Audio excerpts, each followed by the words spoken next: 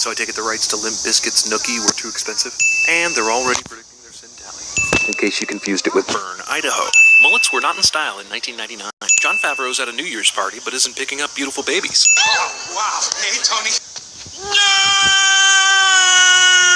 On the roof in 5 minutes. Tony is addicted to nerds. Chemically recoded. So this is basically the same research that Oscorp did in The Amazing Spider-Man? Happy is addicted to genetically engineered super plants. Giant holes on Tony's arm after the injection, and a miracle cloth wipes them away. So basically, Tony built a bunch of suits that can come to him as shown in the final battle scene, so what's the point of building the Mark 42 when he can just call up a suit from one of the other 40? He wanted a suit that came to him specifically in pieces?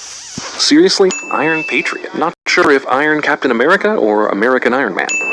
Joan Rivers. Tony and Colonel Rhodes discuss important classified information in a bar. Gwyneth Paltrow. Happy's too stupid to know how to flip an iPad. Tony's security guard doesn't know how to use an iPad, but can research everything on the evil guy in less than 5 minutes of finding out about him. Movie suggests the iPhone could take a distinguishable image of a license plate from the entrance to the parking lot while the car is moving. A Shane Black movie set at Christmas? How original. Busted. What a dick. Tony Stark manages to change the phone in front of him to a significantly better phone just by being in its presence. When Tony is sending a holiday greeting to the Mandarin, he has sunglasses on, but then in the next shot from behind, he doesn't have any glasses on.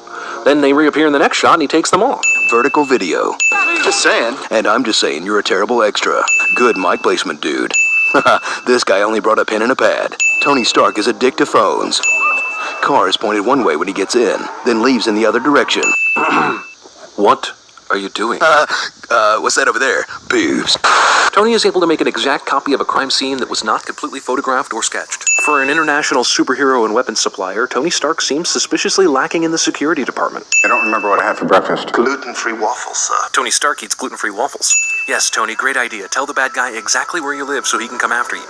Actually, after being the Iron Man for so long, shouldn't the bad guy already know where he lives? Nobody who watches the U.S. airspace for a living notices these suspicious, unauthorized helicopters armed with explosives making a dangerous beeline straight for Iron Man's house. The force of the explosion would definitely kill Tony when he hit the f***ing concrete wall. Man, if only there was some kind of protocol to activate all the other Iron Man suits to spring into action. Where the hell is S.H.I.E.L.D.? Tony Stark was underwater way longer than humanly possible. We are 5 miles outside of Rose Hill, Tennessee. Jarvis uses Apple Maps. Child character represents the intended age demographic. Which happens, dads leave, no need to be a pussy about it. Tony is addicted to kids. Tony gives a dangerous weapon to a little kid. I think that my boss is working for the Mandarin. Former lover turns out to be working for the bad guy cliché. Dora the Explorer watch. The only enemy that actually threatens to defeat Tony Stark is panic attacks. Discount Halle Berry. No one in this whole town recognizes the most famous man in the world. How the hell did Killian's soldiers find Stark in the middle of nowhere? While the extremist soldiers can heat up metal to near liquid states, their clothing remains completely unaffected. I see Tony Stark went to the Prometheus school of running away from things. Not even a half hour of screen time and he's already better than Carl Grimes. Turning paper upside down and it means something else cliché. Last time I went missing, if I remember correctly, you came looking for me. No, that was the other roadie. Discount Brian Austin Green. This tattoo. Villain kidnaps the hero's girl cliché.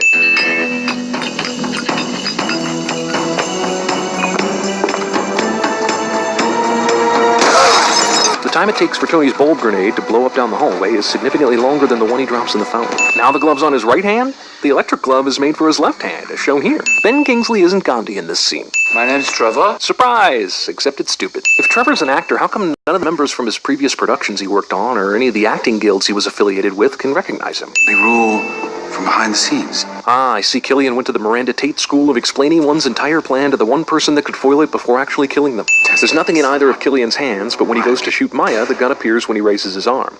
In the following shots when he leaves, the gun is gone again. At one point in the movie, Aldrich Killian spits fire out of his mouth, completely destroying a staircase. However, in the final fight, he never uses it once, even though it seems to be one of the most powerful things he can do.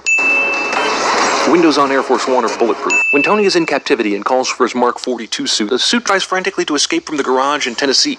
Once it finally escapes, it only takes a few minutes for the suit to then reach him, meaning it must have been flying at something like 23,000 miles per hour. Yet when Tony is saving the people falling from Air Force One, he barely has the speed to reach all of them in time. Tony Stark's scar changes places during cuts. It's a chunky monkey. Chunky monkey?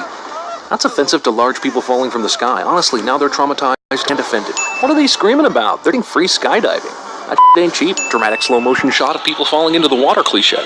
The Iron Man suit gets broken and smashed to pieces by a truck. It doesn't matter if Tony's in it or not. In the first movie, the suit could take a direct hit from a tank shell, and Tony shrugged it off like it was nothing. Now, a freaking truck can destroy it. At that time. The house party protocol, sir? House Party Protocol features neither kid nor play. Yeah, that seems like protocol. Leave the president chained up in a fully working Iron Man suit in a place where he can easily escape. The amount of Iron Man suits is too damn high. Badass gigantic suit making a f***ing awesome entrance, wrecks everything in its path, and then used to support the tower. Seriously? Oh yeah, that's awesome. Give me a suit, okay? Oh, I'm sorry, they're only coded to me. Yeah, and Pepper. And Killian. Iron Man suits are racist. Seriously, where are the Avengers? Even if Stark didn't call them for help, you'd think Nick Fury or Captain America himself would maybe have stepped in when the President of the United States gets kidnapped by a gang of ornery fire-breathing terrorists. When the President is wearing the Iron Patriot armor at the end, he's trapped and can't do crap. And yet when Rhodey puts it on, it becomes functional. Why are the Iron Man suits one size fits all? No matter who put it on throughout the whole movie, it seems to fit fine. Villain thought dead, but not really dead cliché. Killian's not fighting in his own Iron Man suit in the climax. Damn. Missed the trifecta. Shocking Gwyneth Paltrow survived scene, not really all that shocking. Before being captured, Pepper decided to pick out a bra that was 100% fire and extremist proof. Maybe she bought it at the same place Bruce Banner picks up his shorts. Pepper rips off a suit's arm and then uses the repulsor without a power source. At the end of the movie, Pepper can instantly shoot the hand blaster from the Iron Man suit with no experience at all. Damn it, did Gwyneth Paltrow just save the f***ing day? Scene does not include a thermonuclear lap dance. Stark orders Jarvis to blow up all the suits and then taps his ear as though he had an earpiece, even though he has nothing in his ear. But Jarvis still heard him. The clean slate protocol, sir? The clean slate protocol? That you can save the girlfriend or this important political character, but not both? This movie would be a Dark Knight ripoff if it wasn't already ripping off The Incredibles. So the armors all have fireworks in them? Why didn't the suit on Pepper's arm explode? Shouldn't that mean the Igor armor should be destroyed too, and the tower should be falling down on them? Police take Trevor into custody instead of Shane Black. Great, Tony gets the shrapnel out of his chest. Now he just has to worry about living his life with a gaping hole where his sternum used to be. Yeah, it's totally cool to just hurl your leftover machinery into the ocean. Tony is a dick to the environment. Iron Man films still yet to talk about Tony's alcoholism. Tony is driving an Audi R8 e-tron, which is an electric car, and electric cars do not make that noise. No AC/DC in an Iron Man film. Way to rip off the Nolan Batman trilogy with the title of the movie showing up at the end. Especially since Iron Man 1 and 2 didn't do this. The movie says, oh, you stayed for the end credits scene?